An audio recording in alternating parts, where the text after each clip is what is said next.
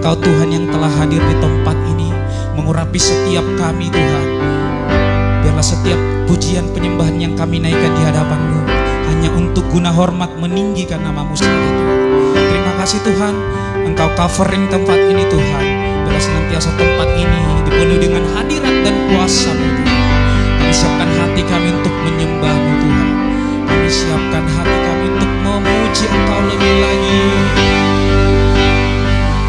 Terima kasih Tuhan, kami muliakan. Mari naikkan pujian.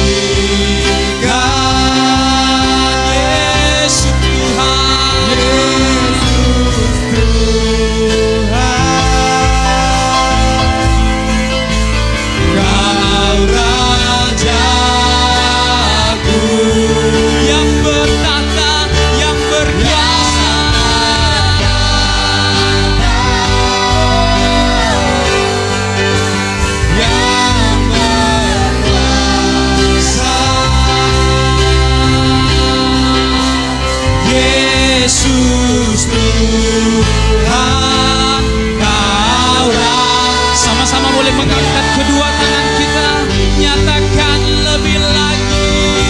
Oh, oh, dimuliakan,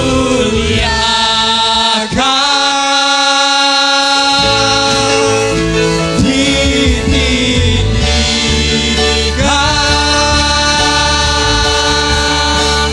Yesus Tuhan.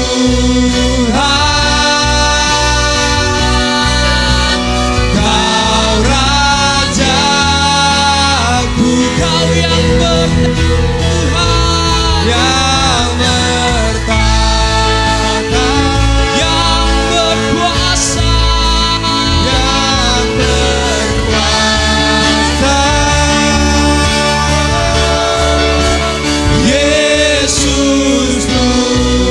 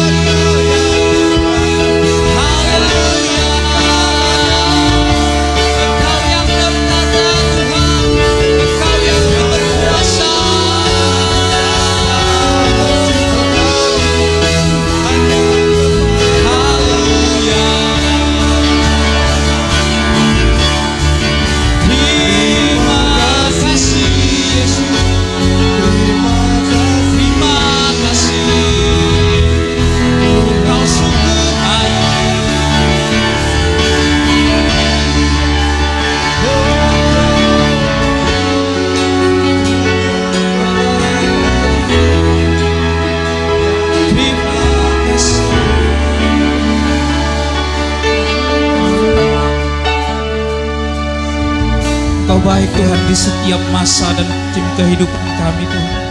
Tidak ada lain yang layak kami sembah selain Engkau sendiri. Urapi setiap kami Tuhan. Kami merasakan Engkau lebih lagi dalam hidup kami. Kami ingin Tuhan lebih lagi mengalami Engkau Tuhan di tempat ini.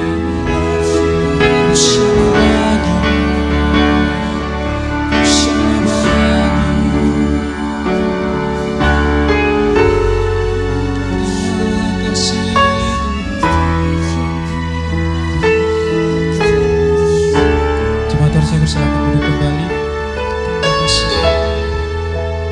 Dimuliakan. Saya bersilakan duduk kembali Bapak Ibu. Ditinggikan.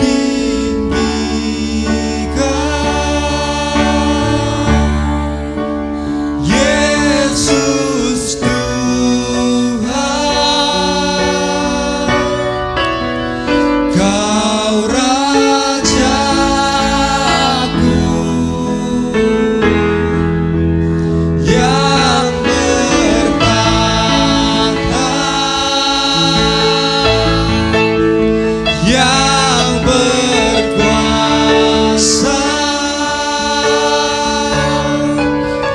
Yesus Tuhan, Kau Raja.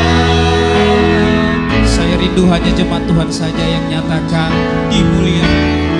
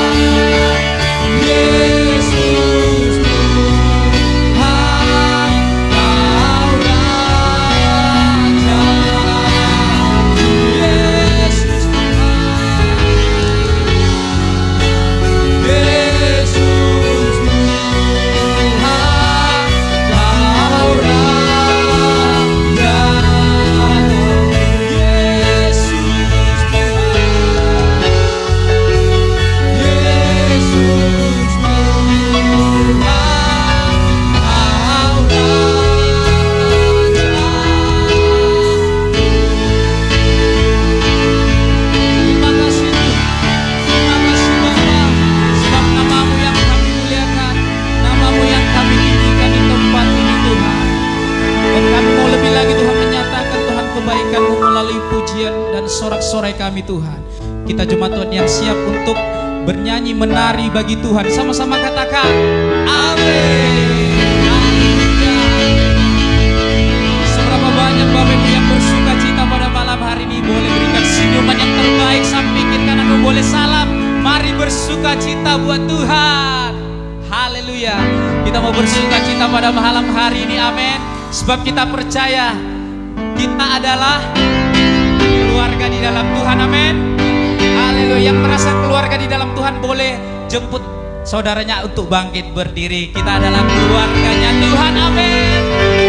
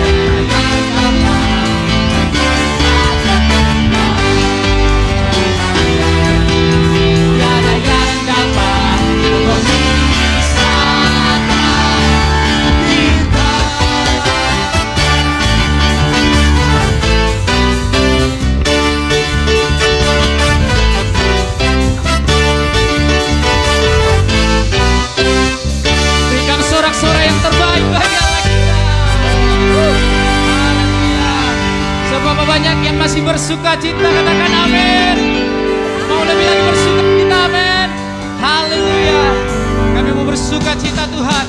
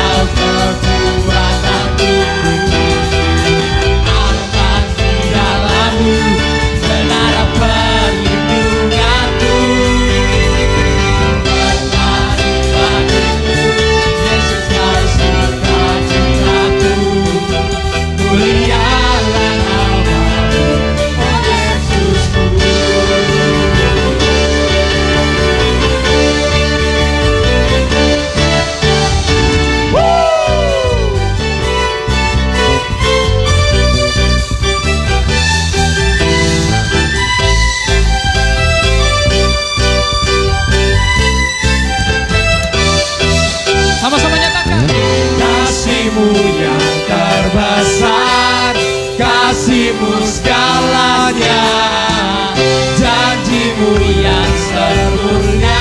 Oh, Kaulah sukacita Jemaat Tuhan, bersukacita. tepuk tangan di atas kepala yuk.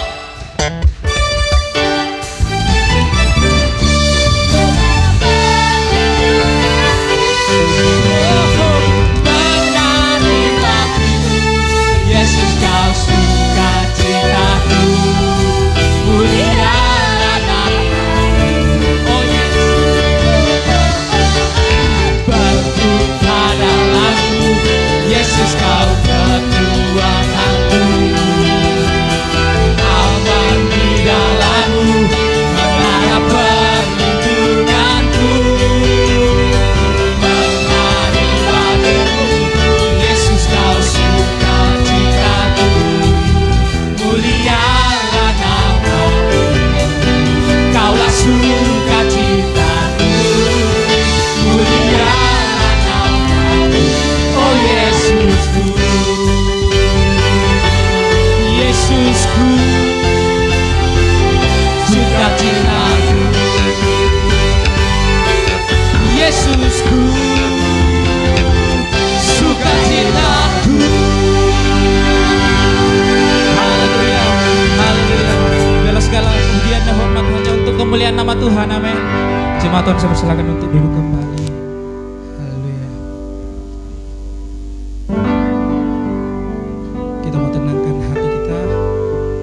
Kita mau persiapkan hati kita, pikiran kita untuk diisi oleh kebenaran firman Tuhan.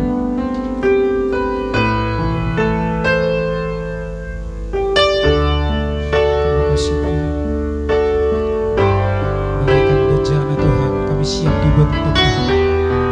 Sebagai rusa kami haus Tuhan untuk diisi kebenaran firman. Terima kasih Yesus.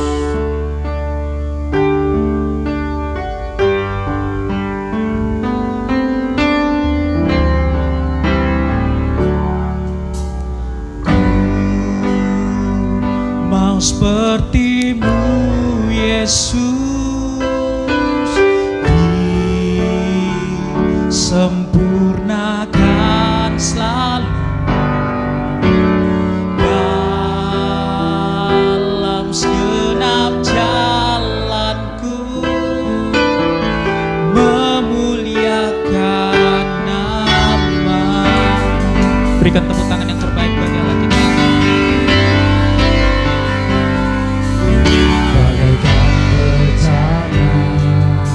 Siap dibentuk demikian hidupku di tangan-Mu, dengan urapan kuasa Roh-Mu ku dibaharui selalu. Jadikan ku Allah dalam rumah-Mu, inilah hidupku di tangan-Mu. Bentuklah seluruh kehendak-Mu, pakailah sesuai rencana-Mu.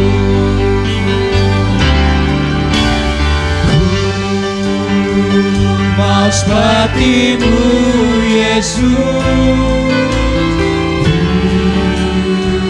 sempurnakan selalu dalam segenap jalanku, memuliakan nama. Kami mau seperti-Mu Tuhan, mau seperti-Mu Yesus, sempurnakan selalu dalam segenap jalanku, memuliakan nama-Mu. Sekali lagi kita nyatakan dengan iman kita bagaikan bejana. Bagaikan bejana siap dibentuk, demikian hidupku di tangan-Mu, dengan urapan kuasa Roh-Mu ku dibaharui selalu. Jadikanku Allah dalam rumah-Mu, inilah hidupku di tangan-Mu. Bentuklah seluruh kehendak-Mu, pakailah sesuai rencana-Mu.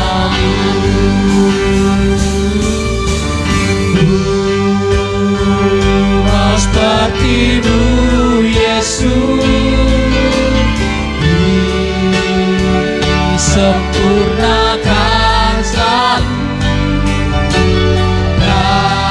dalam segenap jalanku, memuliakan nama-Mu. Ku mau seperti-Mu Tuhan, mau seperti-Mu Yesus, sempurnakan selalu dalam segenap jalanku, untuk menyambut firman Tuhan. Jemaat Tuhan, saya jemput semuanya yang kembali berdiri.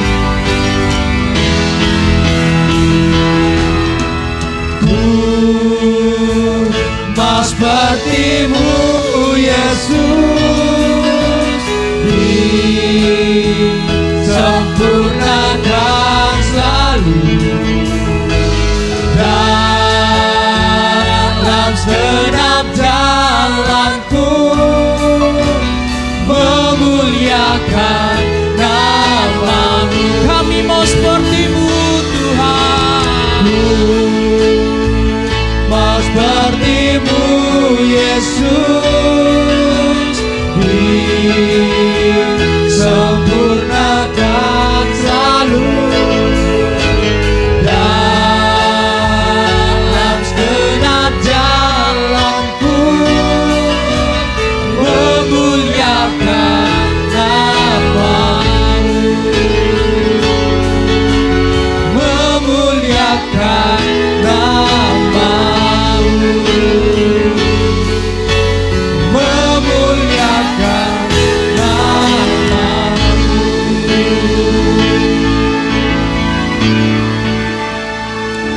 Mari kita berdoa. Allah Bapa di dalam surga, hati kami berlimpah dengan ucapan syukur pada malam hari ini saat kami berada di rumah-Mu. Terima kasih untuk kesempatan ini Tuhan. Kami tahu malam hari ini pun Engkau ingin mengubahkan hidup kami dari hari ke hari menjadi semakin serupa dengan Engkau. Tuhan, berbicara kepada setiap kami anak-anak-Mu dengan cara-Mu yang sangat sederhana, sehingga kami boleh menangkap pesan-pesan Tuhan. Kami sambut perkataan-Mu. Dalam nama Tuhan Yesus Kristus kami berdoa. Sama-sama kita katakan, amin. Silakan duduk Bapak Ibu. Selamat malam, shalom. Sebagian besar saudara belum kenal dengan saya. Karena saya bukan Prabowo. Kalau Prabowo berdiri di sini, semua orang sudah kenal dan semua orang minta foto bersama. Saya dari tadi sudah datang, tidak ada satu pun minta foto bersama. Tandanya saya bukan siapa-siapa. Nama saya Anton Tarigan, saya datang dari desa Kabanjahe dan saya menggembalakan di sana. Maksud tujuan saya datang ke sini selain daripada ingin memuji Tuhan bersama saudara, juga ingin menyampaikan kabar baik buat saudara semuanya.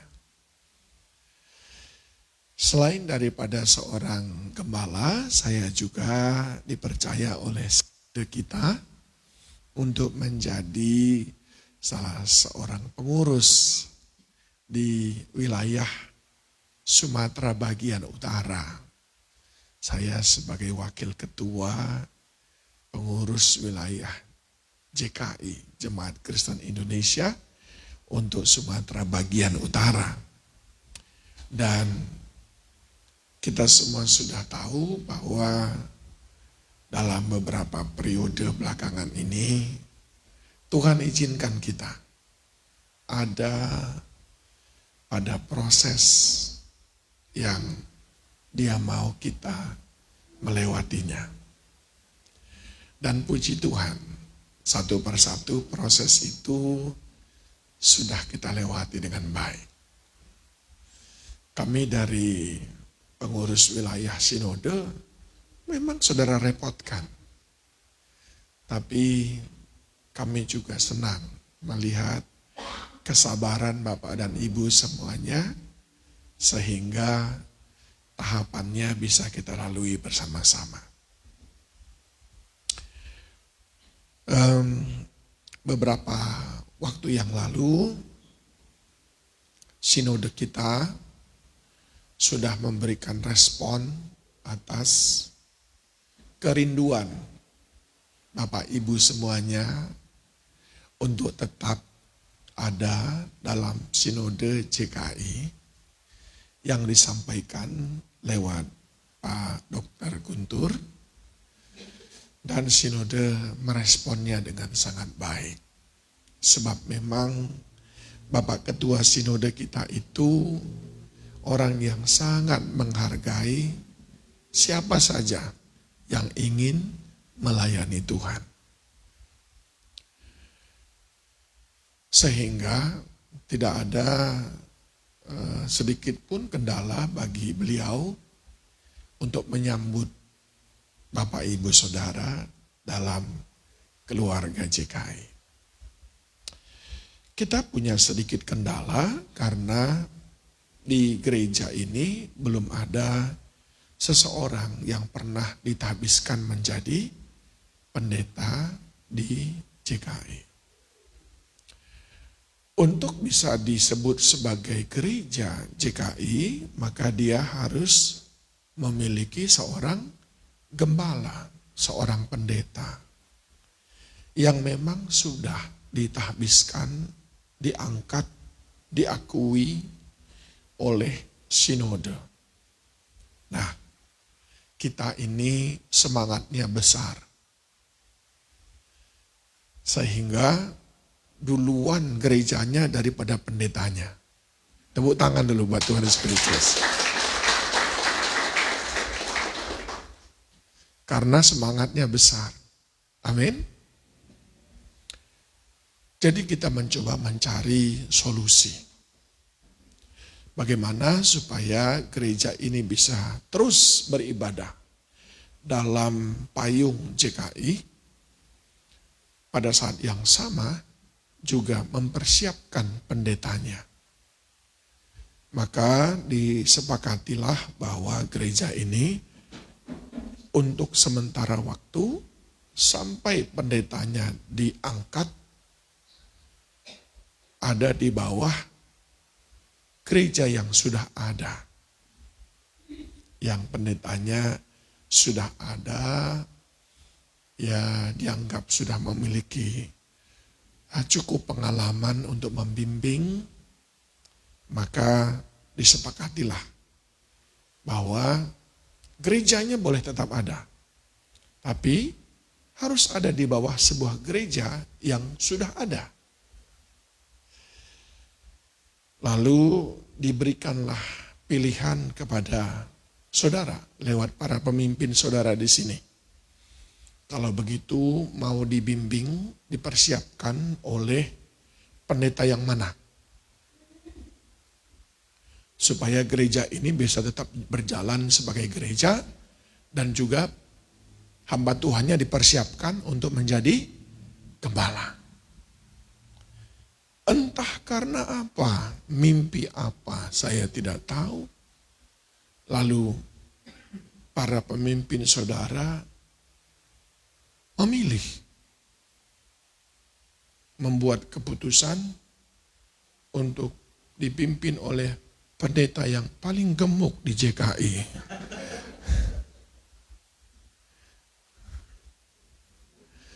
Sesudah dilihat ke kiri ke kanan, rupanya saya paling gemuk di JKI. Jadi atas permintaan dari para pemimpin saudara, maka gereja kita di sini untuk sementara waktu sampai nanti pendeta kita yang dari sini ditahbiskan, maka dia disebut sebagai gereja di mana gereja saya gembalakan, yaitu JKI Power of Praise Church. JKI Menara Pujian. Saya berharap itu membuat saudara bersemangat. Amin. Membuat saudara bergairah.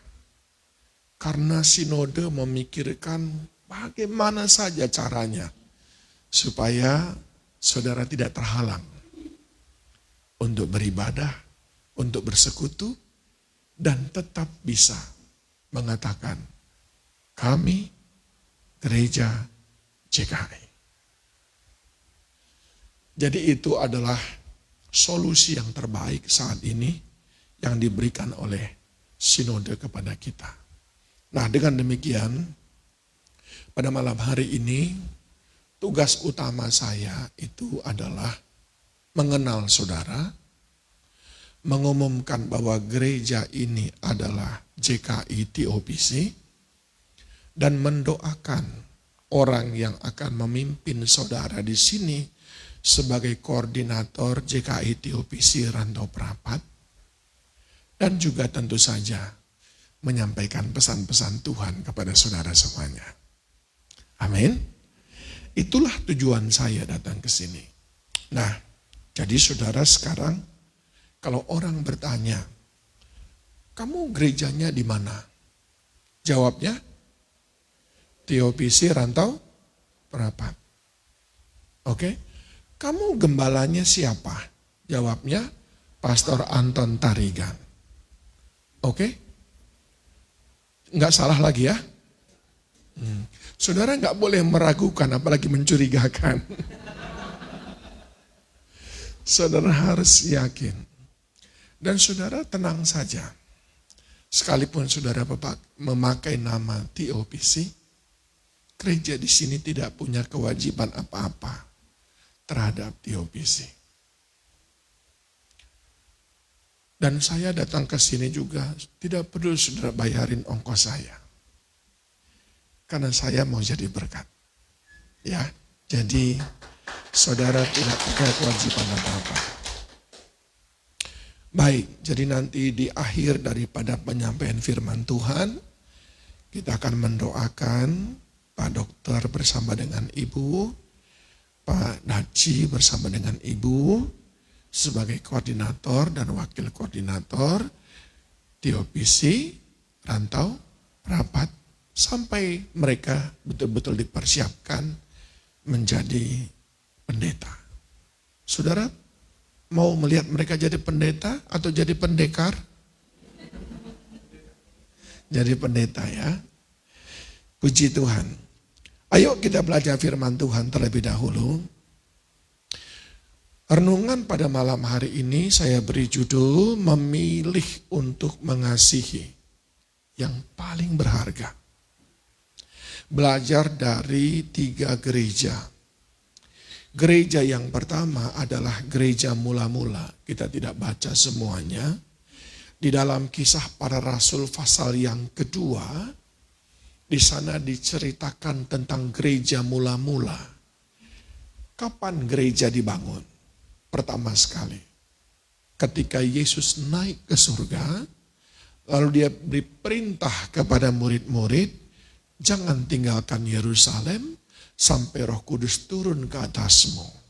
Lalu dalam Kisah Para Rasul 1 ayat yang ke-8 dia berkata, apabila Roh Kudus turun atasmu, kamu akan menerima kuasa dan kamu akan menjadi saksiku di Yerusalem, seluruh Yudea, Samaria, sampai ke ujung-ujung bumi.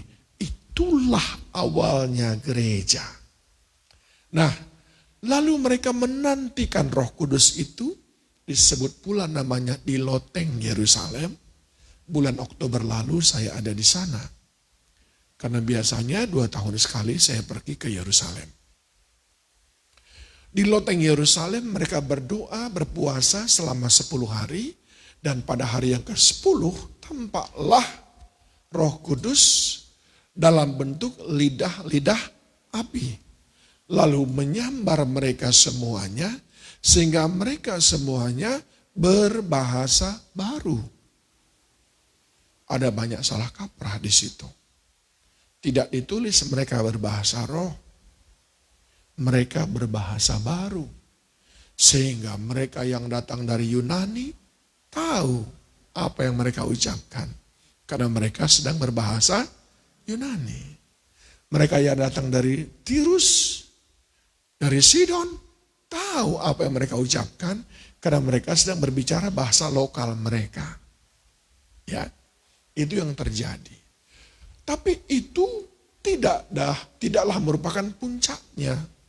Yang paling dominan di sana adalah ketika Petrus berdiri di gerbang indah, lalu berbicara kepada orang banyak dan berkata, kamu sudah menyalibkan Kristus. Kamu berdosa. Lalu semua orang bertanya, kalau begitu apa yang harus kami perbuat? Petrus katakan dua hal. Hendaklah kamu bertobat dan memberi dirimu dibaptis. Itu sesuatu yang sangat bertolak belakang dengan pengalaman Petrus sebelumnya. Sebab Petrus sebelumnya adalah seorang yang pengecut. Sampai-sampai 3 kali menyangkal Yesus. Karena dia pengecut. Tetapi ini sesudah Roh Kudus turun, kurang lebih pada orang yang sama. Kerumunan yang sama. Karena sama-sama terjadi di kota Yerusalem. Dia bersikap 180 derajat dari penakut menjadi pemberani luar biasa. Karya Roh Kudus. Karena ketika Tuhan berkata, kamu akan menerima kuasa, kata kuasa di sana bahasa aslinya adalah dunamos, yang merupakan asal kata dari dinamit. Itu berarti sesuatu yang memiliki daya ledak yang besar. Daya terobos yang luar biasa. Ataupun sesuatu yang dahsyat. Itulah makna kamu akan menerima kuasa itu. Nah, sesudah itu baru dikatakan di dalam Kisah Para Rasul pasal yang kedua dan juga pasal yang keempat tentang cara hidup jemaat mula-mula. Mereka semuanya saling mengasihi, mereka menjual harta mereka lalu meletakkannya di bawah kaki para rasul. Tetapi tidak semua orang seperti itu. Salah satunya yang tidak seperti itu adalah Ananias dan Safira.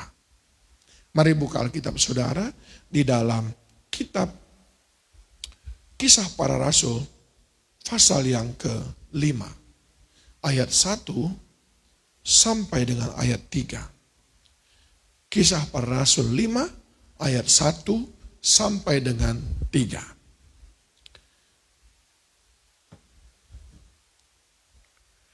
Sudah dapat? Sama-sama kita baca.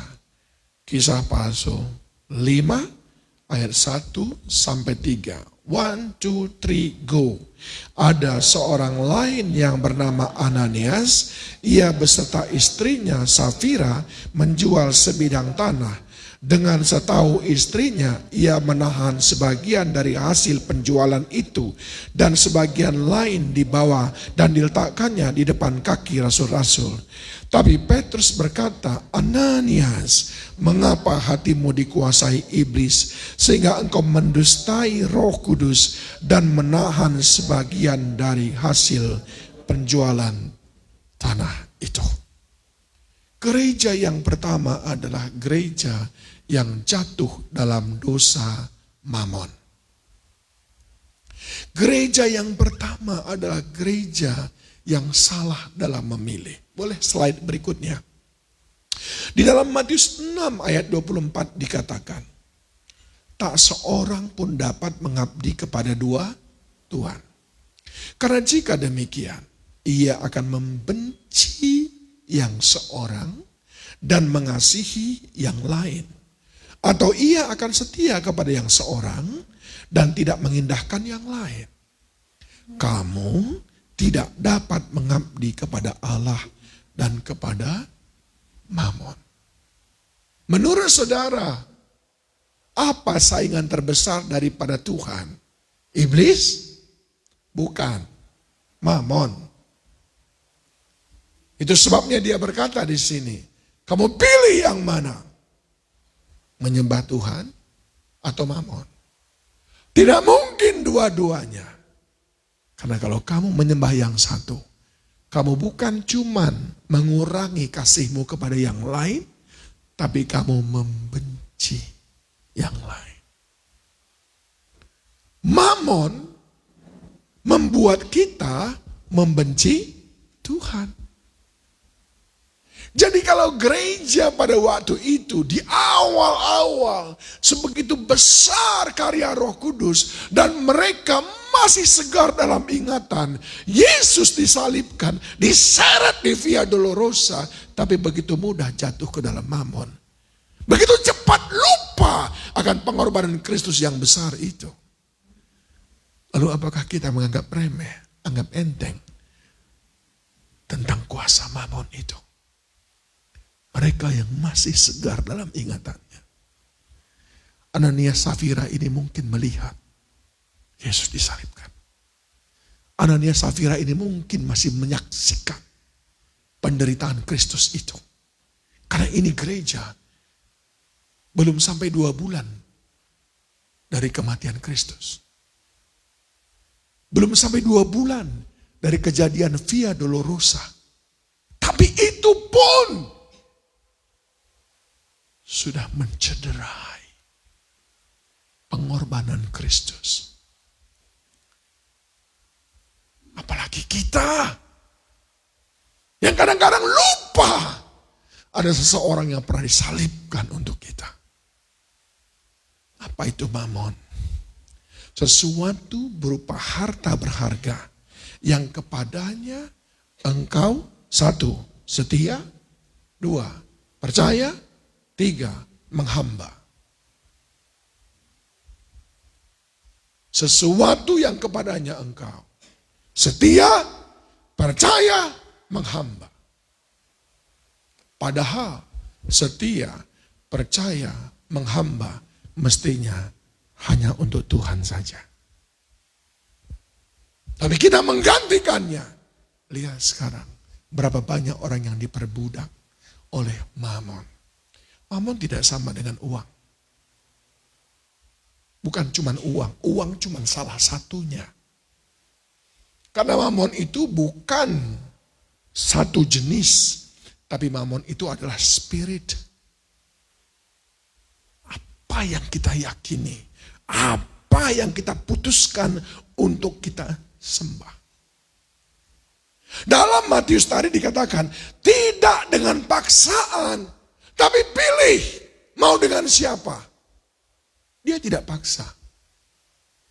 Allah tidak memaksa saudara untuk menyembah. Tapi pilihan kita adalah cara hidup kita.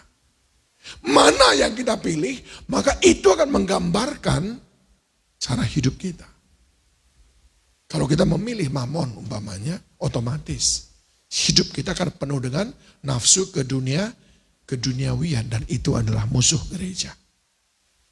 Kita tidak bisa bergereja dengan penuh nafsu keduniawian. 2 Timotius 3 ayat 2 berkata, manusia akan mencintai dirinya sendiri dan menjadi hamba uang. Manusia mencintai dirinya sendiri dan menjadi hamba uang. Itulah yang kita lihat sekarang. Pengkhotbah 5 ayat 10 berkata, siapa mencintai uang tidak akan puas dengan uang. Dan siapa mencintai kekayaan tidak akan puas dengan penghasilannya. Ini pun sia-sia. 1 Timotius 6 ayat 10. Sama-sama kita baca. 3, 2 ya. Karena akar segala kejahatan ialah cinta akan uang. Sebab oleh memburu uanglah beberapa orang telah menyimpang dari iman dan menyiksa dirinya sendiri dengan berbagai-bagai. Sekarang mari kita lihat kembali dalam Kisah Para Rasul 5 tadi. Saya bacakan ayat yang ke-5. Ketika mendengar perkataan itu, Kisah Para Rasul 5 ayat 5, rebahlah Ananias dan putuslah nyawanya. Maka sangat ketakutan semua orang yang mendengar hal itu. Lalu datanglah beberapa orang muda, mereka mengapani mayat itu, mengusungnya keluar dan pergi menguburnya. Kira-kira 3 jam kemudian masuklah istri Ananias, tapi ia tidak tahu apa yang terjadi. Kata Petrus kepadanya, katakanlah kepadaku, dengan harga sekiankah tanah itu kamu jual? Jawab perempuan itu, betul sekian. Kata Petrus, mengapa kamu berdua sepakat untuk mencobai roh Tuhan? Lihatlah, orang-orang yang baru mengubur suamimu berdiri di depan pintu, dan mereka akan mengusung engkau juga keluar. Lalu rebahlah perempuan itu seketika itu juga di depan kaki Petrus, dan putuslah nyawanya. Gereja mula-mula yang berdiri ketika darah Yesus belum kering, gagal. Oleh karena gereja mula-mula ketika kayu salib masih ada di Golgota, gagal. Hanya karena Mamon. Itu sebabnya kita tidak boleh anggap remeh akan hal ini. Gereja harus bebas dari roh Mamon. Tapi gereja harus selalu memilih yang paling utama untuk dikasihi, yaitu Tuhan Yesus Kristus sendiri. Jika kita secara sadar dan sengaja mengasihi Tuhan dengan setengah hati dan terbagi-bagi, sesungguhnya kita lebih jahat dari orang yang menyalibkan Yesus. Jika kita secara sadar dan sengaja hanya setengah hati mengasihi Tuhan, main-main dengan Tuhan, doa dijawab, aku datang. Doa tidak dijawab, kau tidak aku kenal. Kita itu lebih jahat dari orang yang menyalibkan Tuhan Yesus. Mengapa? Kita tahu apa yang kita perbuat. Yang menyalibkan Yesus, dia tidak tahu apa yang dia perbuat. Makanya Yesus berdoa, ampunilah mereka, sebab mereka tidak tahu apa yang mereka perbuat. Lalu doa kita bagaimana? Hukumlah mereka karena mereka tahu apa yang mereka perbuat.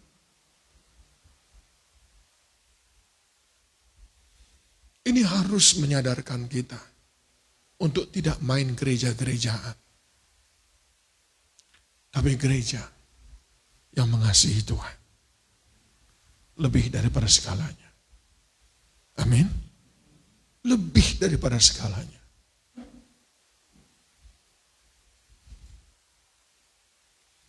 Saya ketika memulai perjalanan hidup menjadi hamba Tuhan,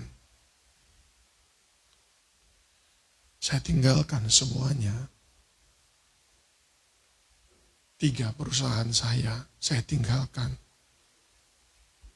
Istri saya punya usaha nomor 3 terbesar di Indonesia pada bidangnya juga ditinggalkan.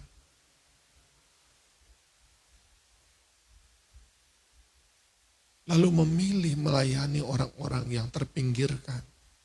Karena Tuhan suruh ke sana. Saya memang orang Karo, saudara, tapi saya tidak pernah tinggal di tanah Karo. Saya bahkan tadinya tidak tahu bahasa Karo. Kalau saya ada di sana, karena saya taat saja kepada Tuhan. Tuhan bilang kamu ke sana. Saya jalan ke sana. Saya shock berhadapan dengan orang-orang yang sangat berbeda.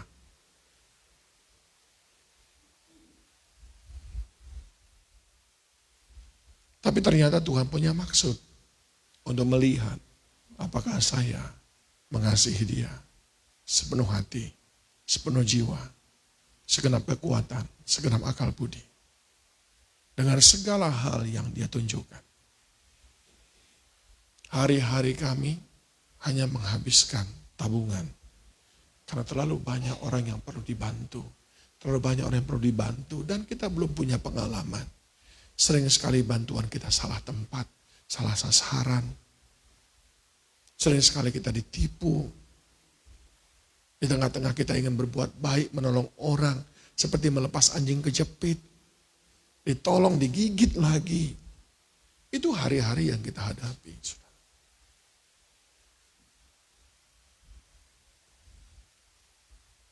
Tapi itu adalah ujian mengenai motivasi kita dalam melayani Tuhan. Dan sampai hari ini,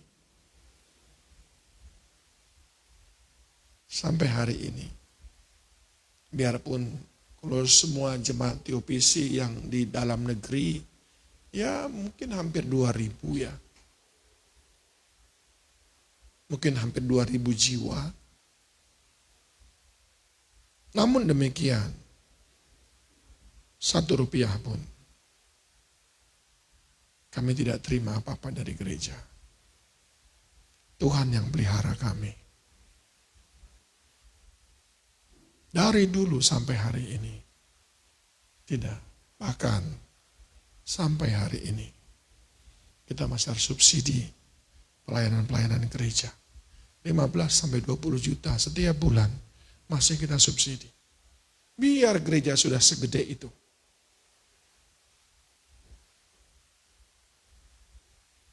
Saudara, kalau main-main dengan dosa mamon, apa tadi konsekuensinya? Mati. Karena upah dosa adalah maut. Mati. Lalu untuk apa kita main gereja-gerejaan kalau pada akhirnya mati dalam artian mati yang kekal?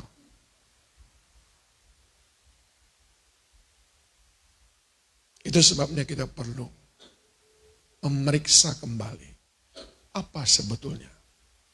Dan kita cari saat kita datang kepada Tuhan. Kita cari tangannya yang selalu memberi itu. Atau kita cari wajahnya dan hatinya. Untuk menyatakan betapa kita bersyukur untuk hidup yang dia berikan. Amin. Yang kedua adalah gereja yang ada di Efesus. Gereja di Efesus ini adalah sebuah gereja yang sebetulnya sangat keren. Mari kita lihat di dalam Wahyu 2 ayat 2 sampai dengan 5. Ini gereja luar biasa. Saya bacakan, aku tahu segala pekerjaanmu, baik jeripayahmu maupun ketekunanmu. Aku tahu bahwa engkau tidak dapat sabar terhadap orang-orang jahat, bahwa engkau telah mencobai mereka yang menyebut dirinya rasul, tapi yang sebenarnya tidak demikian, bahwa engkau telah mendapati mereka pendusta, dan engkau tetap sabar dan menderita oleh karena namaku, dan engkau tidak mengenal lelah. Bayangkan ini, gereja keren sekali. Gereja ini, jemaatnya semuanya, enggak ada yang suka mengeluh. Persis seperti gereja kita di sini. Kok aminnya enggak yakin ya? Gereja ini adalah gereja yang tidak kenal lelah. Terus melayani Tuhan. Mencari jiwa-jiwa bagi hormat kemuliaan nama Tuhan.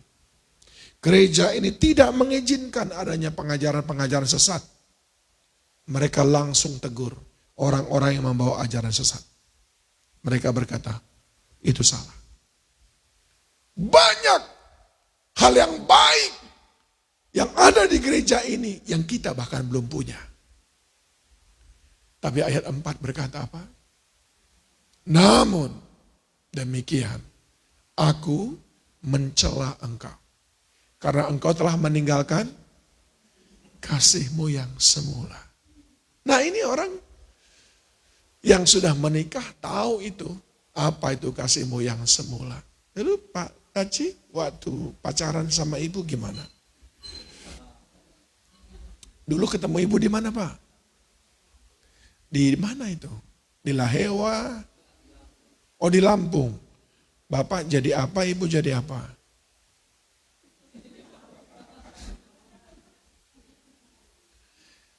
Lalu kok bisa suka sama ibu, kenapa?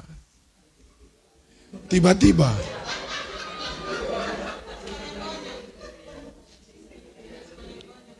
Ini tambah mencurigakan.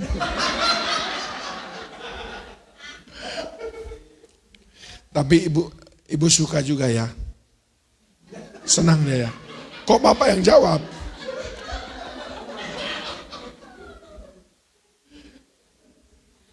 Suka nggak bu? Hah?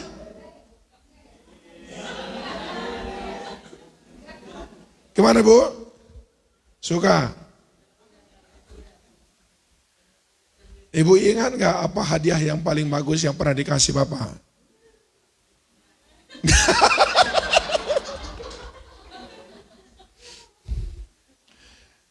Hal yang paling romantis apa bu? Nggak ada juga.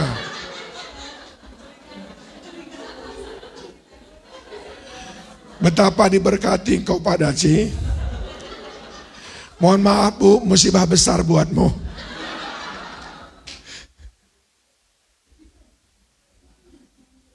Kalau orang jatuh cinta itu, maka beda.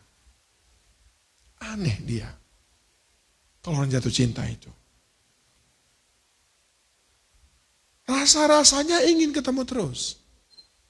Iya kan? Baru pisah 30 menit.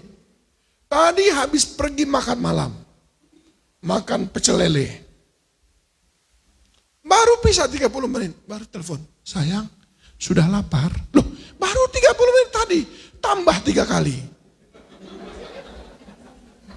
Lalu tanya, apa kabarmu dek? Loh ini baru 30 menit, kau udah nanya kabar. Nanti dijawab kabar kabur baru tahu rasa. Orang jatuh cinta itu aneh. Makanya ada pepatahnya kan. Kalau cinta sudah melekat, ay-ay-yahoan. Saking anehnya. Nah, saudara itu merasa enggak? Waktu saudara itu jatuh cinta sama Tuhan, ada yang aneh enggak dalam diri saudara? Terus rasanya kepengen dengar khotbah. Rasanya kepengen memuji Tuhan. Dikit-dikit berdoa menangis. Sekarang kok enggak? Kok doa malah cekak-cekiki? Itu yang hilang. Tuhan bilang, mana yang aneh itu? Kok sekarang kayaknya datar aja, biasa saja, nggak ada gregetnya? Mana itu? Bayangkan, dari begitu banyak itu semua prestasinya. Tuhan bilang apa? Tercela. Jika bukan cinta mula-mula. Kamus Bahasa Indonesia memberikan arti tercela itu ternoda, najis.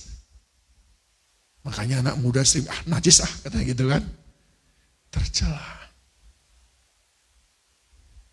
Kalau najis, kalau ternoda, nggak ada orang suka. Nilainya langsung turun. Itu ibarat ada cacatnya. Itu sudah jadi barang reject. Sama-sama katakan reject. Bukan aku bilang. Kayaknya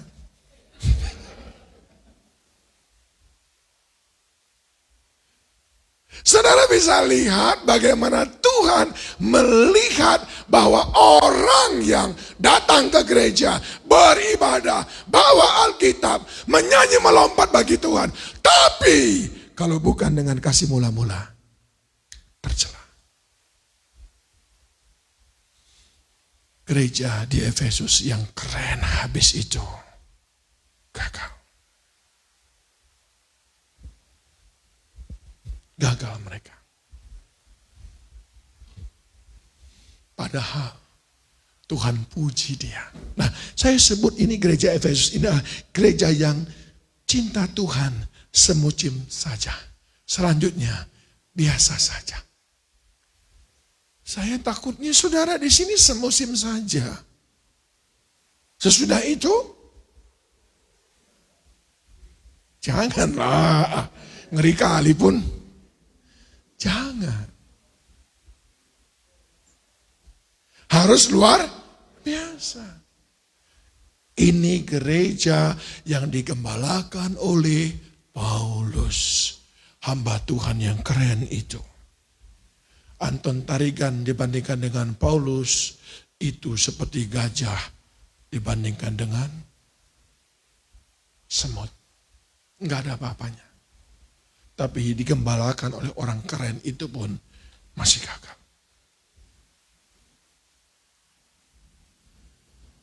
Yang ketiga, jemaat di Laodikia. Jemaat di Laodikia menurut Wahyu pasal yang ketiga ayat 14 sampai dengan 22 dikatakan begini.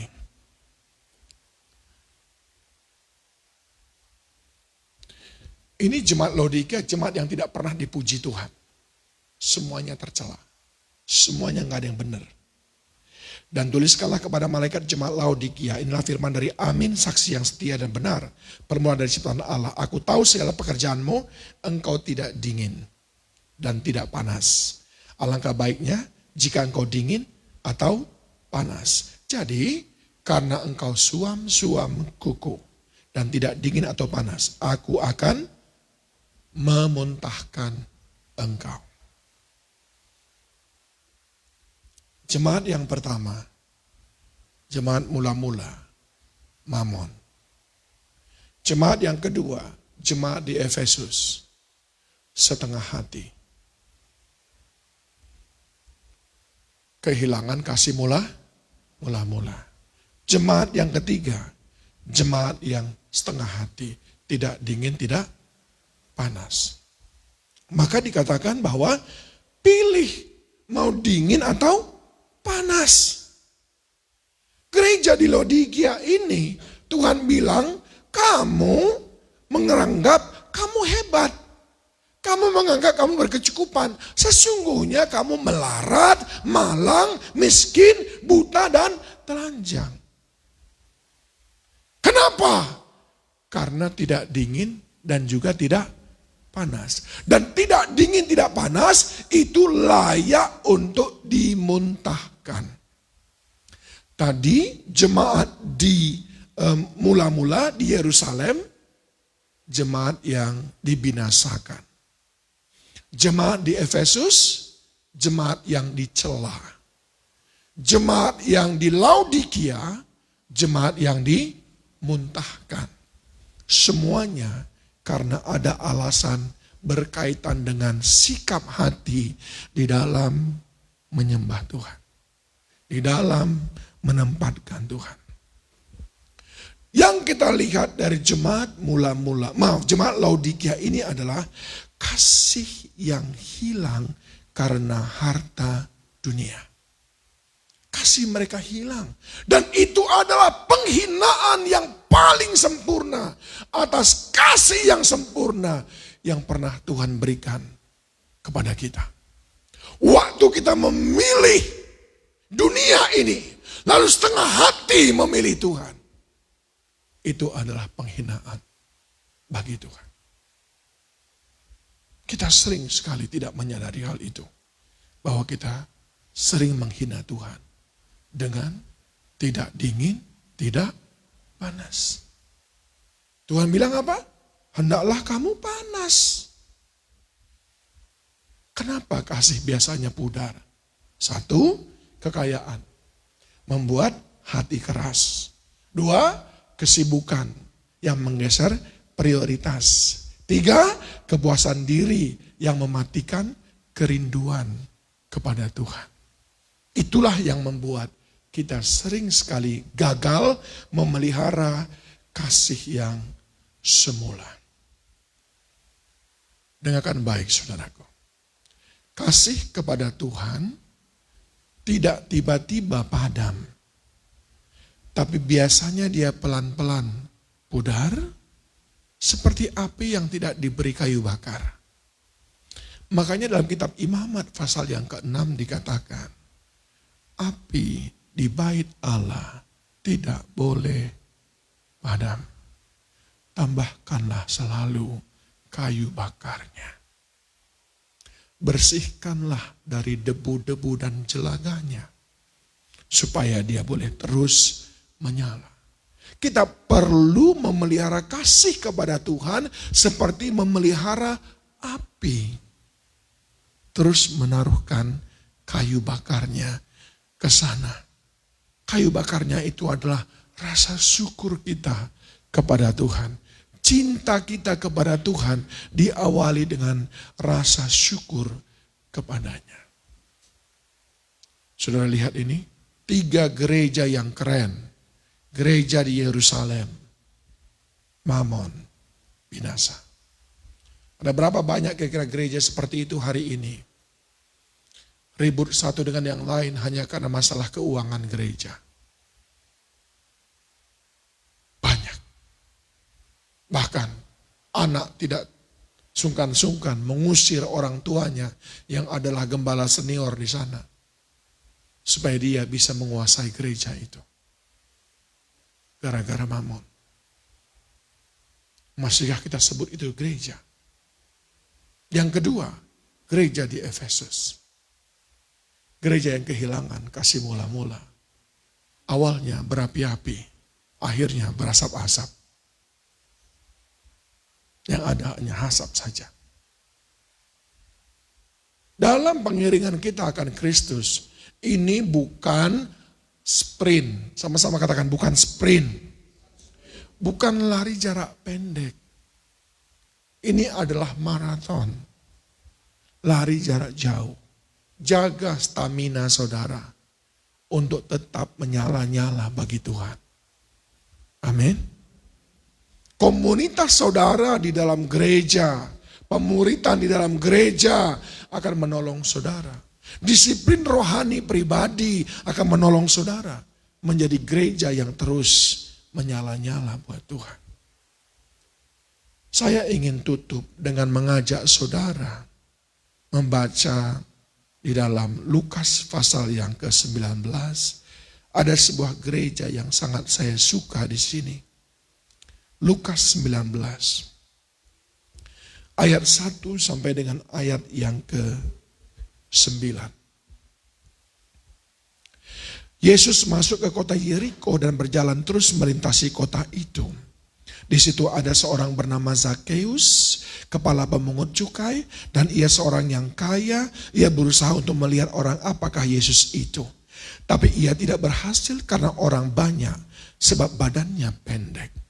Maka berlarilah ia mendahului orang banyak, lalu memanjat pohon ara untuk melihat Yesus yang akan lewat di situ. Ketika Yesus sampai di tempat itu, ia melihat ke atas dan berkata, Zakheus, segeralah turun sebab hari ini aku harus menumpang di rumahmu. Lalu Zakheus segera turun dan menerima Yesus dengan sukacita. Tapi semua orang melihat hal itu bersungut-sungut, katanya, ia menumpang di rumah orang berdosa. Tapi Zakheus berdiri dan berkata kepada Tuhan, Tuhan, setengah dari milikku akan kuberikan kepada orang miskin, dan sekiranya ada sesuatu yang kuperas dari seorang akan kukembalikan 4 kali lipat. Ayat 9 sama-sama 2-3 ya. Kata Yesus kepadanya, hari ini telah terjadi keselamatan kepada rumah ini, karena orang ini pun anak Abraham. Saudaraku yang dikasihi Tuhan, ada sebuah gereja yang keren sekali. Gereja Zakheus. Siapa itu Zakheus? Orang kaya. Tadi sudah bacakan? Dia kaya. Siapa itu Zakheus? Orang yang punya jabatan.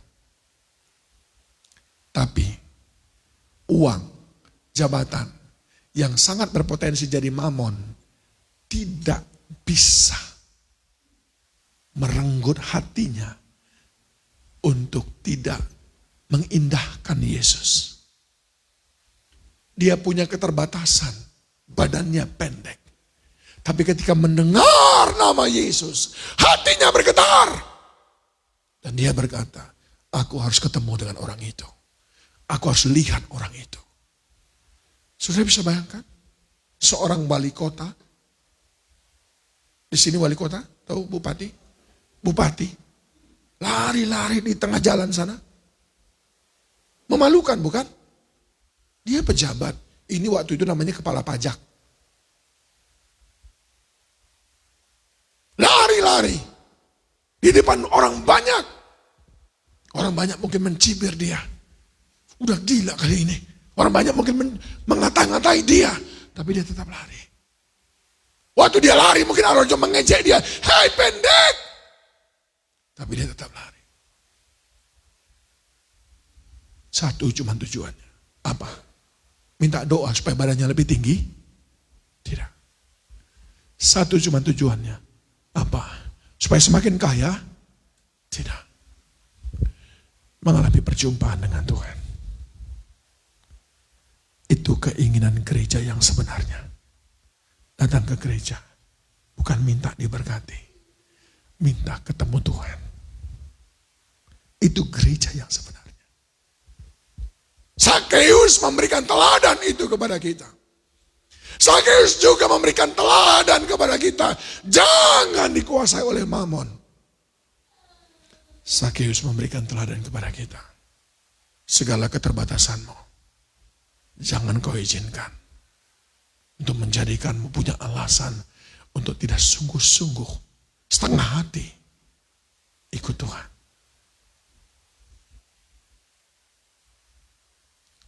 Lalu, kalimat yang sangat menyentuh hati saya. Ayat yang ke-8. Dia berkata, tetapi Sakeus berdiri dan berkata kepada Tuhan, Tuhan, setengah dari milikku akan kuberikan kepada orang miskin. Ini, apakah sesudah Yesus berkata kepada Sakeus, Sakeus, aku numpang makan di rumahmu, habis itu nanti aku berkati kamu 3 triliun. Ada?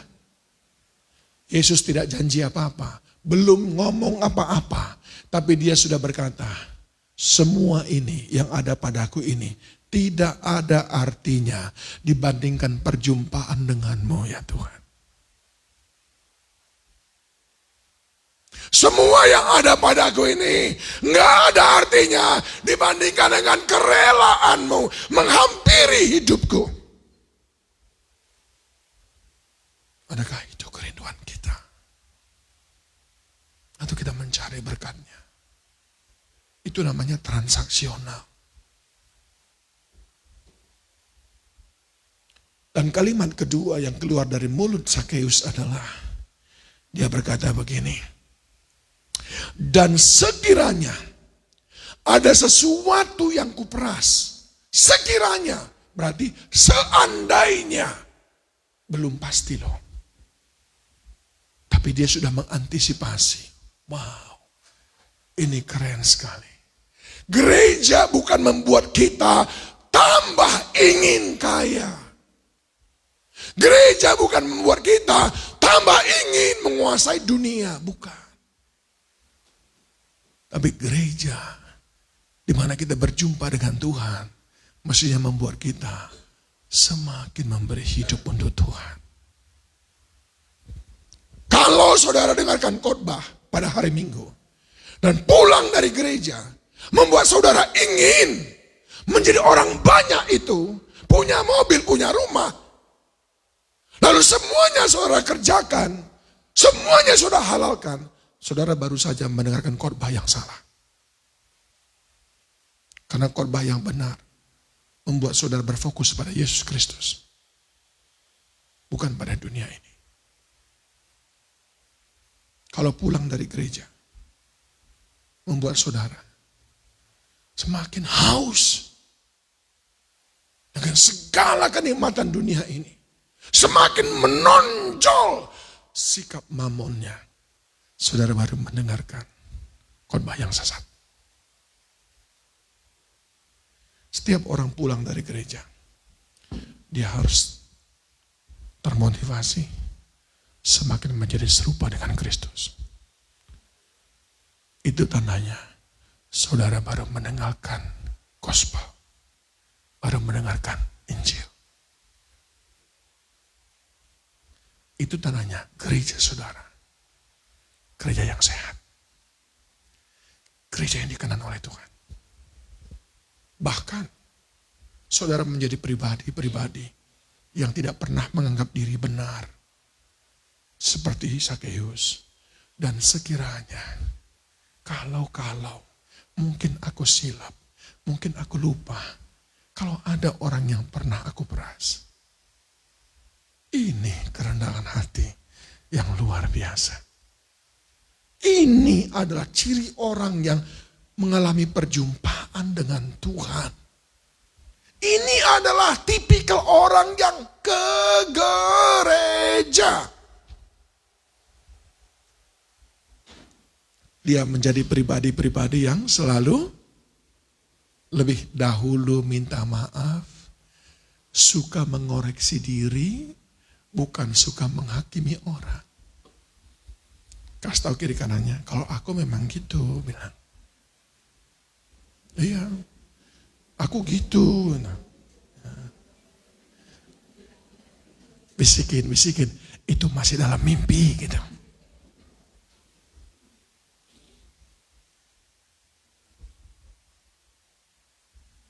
Sungguh Sakeus memberikan kita pelajaran yang sangat penting. Bagaimana kita akan memulai gereja ini. Jangan menjadi seperti gereja di Yerusalem yang gila mamon. Jangan menjadi seperti gereja yang di Efesus yang kehilangan kasih mula. Jangan menjadi gereja di Laodikia yang tidak panas dan juga tidak dingin, suam-suam kuku akhirnya dimuntahkan. Tapi baiklah kita mengawalinya seperti Sakeus. Kita pendek. Kita diejek orang bilang kita berdosa. Kita disebut orang bilang kita gak punya kemampuan. Gak masalah. Tapi lihat endingnya. Ayat yang ke-9. Ayat yang ke-9 Yesus berkata, kata Yesus kepadanya, hari ini telah terjadi keselamatan kepada rumah ini. Bukankah itu yang kita rindukan? Hari ini telah terjadi keselamatan atas rumah ini. Biarlah gereja ini, gereja yang menuntun setiap orang datang ke sini kepada keselamatan. Satu orang diselamatkan, seisi rumahnya diselamatkan. Seperti Sakeus. Amin. Tepuk tangan buat Tuhan Yesus Kristus. Saya mengajak semua pemain musik mari naik ke sini. Juga saya mengundang Dr. Guntur bersama dengan Ibu dan juga Pak Daksi bersama dengan Ibu untuk ke depan menghadap ke jemaat.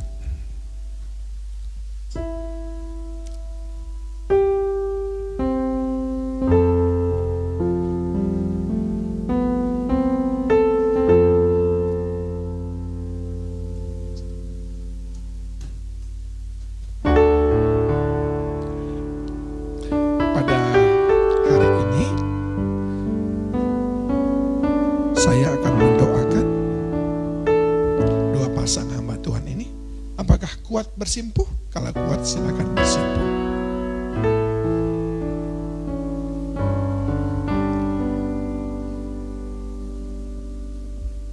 Kita naikkan pujian pada Tuhan karena mereka mau serahkan hidup untuk Tuhan.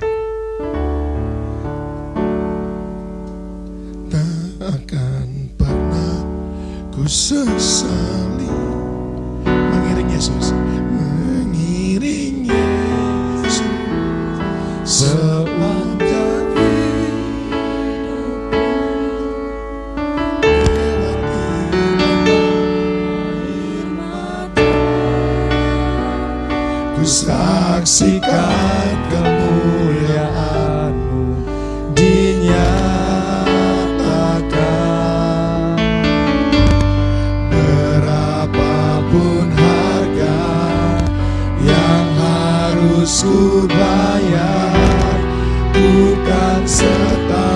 setia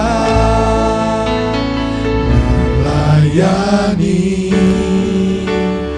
mengasihimu, mengiringmu seumur hidupku. Janjimu kan tetap ku pegang teguh sampai ku dapat mahkota kehidupan. Saya mengundang jemaat semuanya bangkit berdiri, arahkan tangan saudara ke depan ini.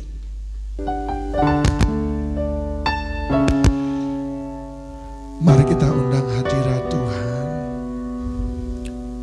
Kita meminta Roh Kudus yang akan mengurapi keempat hamba Tuhan ini. Penuhkan ya Tuhan. Penuhkan dengan kuat kuasa Roh-Mu yang kudus. Sehingga mereka melayani bukan dengan kekuatan manusia, tapi dengan kekuatan Roh-Mu saja. Saat ini Tuhan, kami berdoa, Engkau yang memakai mereka menjadi alat kemuliaan-Mu. Pada hari ini, Dr. Guntur Ginting bersama dengan Ibu, Engkau aku serahkan kepada Tuhan untuk menjadi pemimpin atas TOPC yang ada di kota ini, di Rantau Prapat. Tuhan mengurapimu, Tuhan memberikanmu otoritas. Dia menaruhkan perkataan-perkataannya di mulut dan bibirmu. Engkau dijadikannya cakap. Engkau memimpin dengan kerendahan hati, memimpin dengan keteladanan, memimpin dengan otoritas, dan memimpin dengan kapasitas. Teruslah berbuah bagi Tuhan, dan buahmu itu tetap. Tuhan memperlengkapimu dengan karunia-karunia-Nya, sehingga engkau dapat melayani domba-dombanya. Dan engkau menuntun mereka, sehingga setiap mereka yang datang ke tempat ini mengalami keselamatan. Tuhan memberikan kekuatan kepadamu. Tuhanmu hikmat. Tuhan mengaruniakan kepadamu kesabaran yang luar biasa. Jangan takut. Tuhan akan cukupkan semua keperluan. Ketika engkau ada dalam misinya, maka Dia yang bertanggung jawab untuk memperlengkapimu. Begitu juga dengan Pak Daci, bersama dengan Ibu. Hari ini, engkau aku serahkan kepada Tuhan untuk membantu hambanya, Dr. Guntur Ginting, memimpin gereja ini, TOPC Rantau Prapat. Engkau akan berjalan beriringan seperti Yosua dengan Kaleb. Engkau akan sepakat selalu, sehati sepikir. Engkau berkomitmen untuk memuliakan nama Tuhan saja. Tuhan memperlengkapimu dalam hal engkau tidak mengerti. Dia akan menolongmu. Tuhan juga yang memampukanmu untuk melakukannya. Bekerjalah dengan sungguh-sungguh, segenap hati, segenap jiwa, segenap akal budi, dan segenap kekuatan.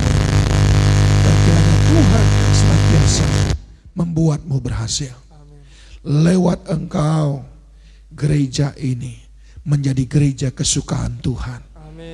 Lewat engkau, gereja ini penuh dengan kemuliaan Tuhan. Dalam nama Bapa, Anak dan Roh Kudus, dalam nama Tuhan Yesus Kristus, semua yang diberkati sama-sama kita katakan Amin. Tepuk tangan buat Tuhan Yesus Kristus. Silakan bangkit berdiri.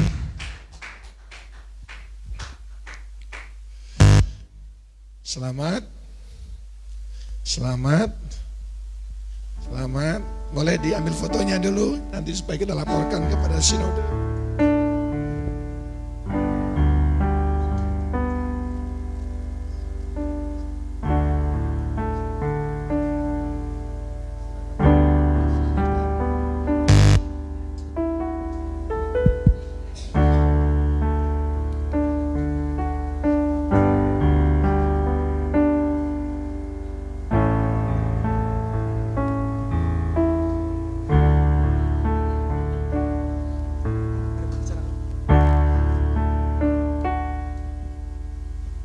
Iya. Shalom bagi kita semua. Ya.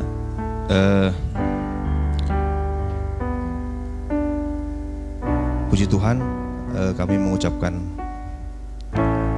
terima kasih untuk kita semua yang boleh hadir malam ini, dan terutama untuk Pastor Antun Tarigan, gembala kami.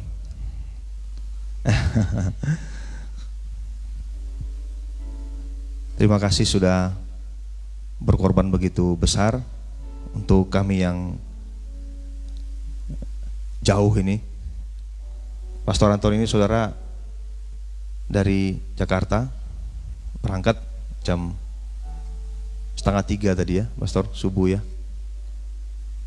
Sampai di Medan, sampai di Polonia, naik Grab, naik kereta api, kemari, nggak ada istirahat, hanya untuk ketemu sama kita di sini.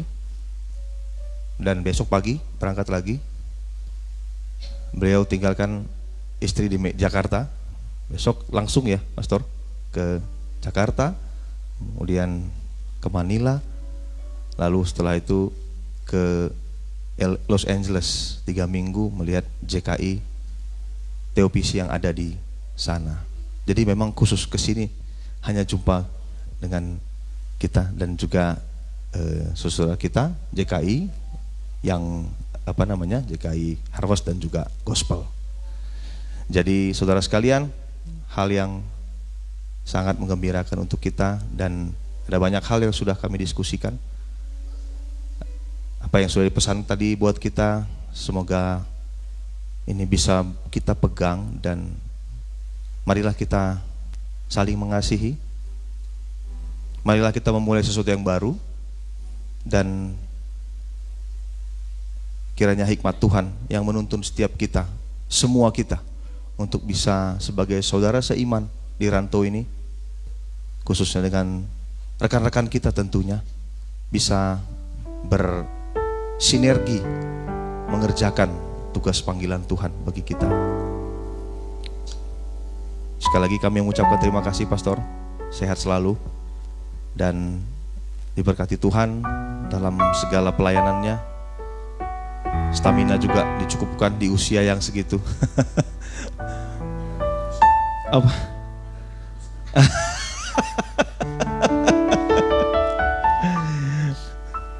Ya, puji Tuhan. Jadi saya kira itu dari kita, dan kami mohon supaya kita sama-sama sungguh-sungguh seperti apa yang disampaikan tadi, kita mengasihi Tuhan, kita sama-sama bekerja untuk kemuliaan nama Tuhan dalam pelayanan di gereja ini, dan apapun langkah-langkah selanjutnya yang Tuhan sediakan bagi kita, mari kita jalani dengan sukacita, dengan tidak bersungut-sungut, dengan gairah, karena ini bukan soal merek dan soal lainnya, ini soal kemuliaan Tuhan yang kita kerjakan dalam sisa hidup kita yang kita tidak tahu berapa lama lagi.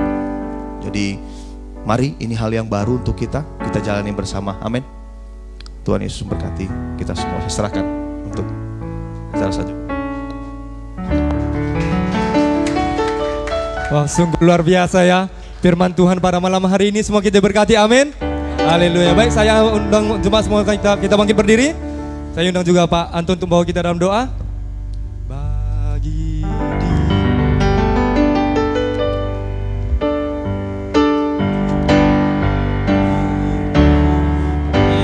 dia segala puji hormat serta syukur kekal selamanya bagi Dia. Segala pujian, hormat serta syukur selama-lamanya bagi Dia. Bagi Dia segala pujian, hormat serta syukur kekal selamanya bagi Dia. Segala pujian, hormat serta syukur selama-lamanya. Selama-lamanya. Selama-lamanya. Selama-lamanya. Selama-lamanya.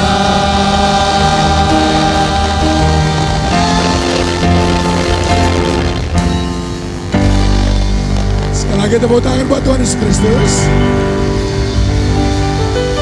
Sebelum saya pimpin doa berkat, saya ingin sampaikan satu hal, bahwa nanti begitu teman-teman dari sini ada yang sudah siap menjadi pendeta, menjadi gembala, saudara boleh pakai merek yang lain.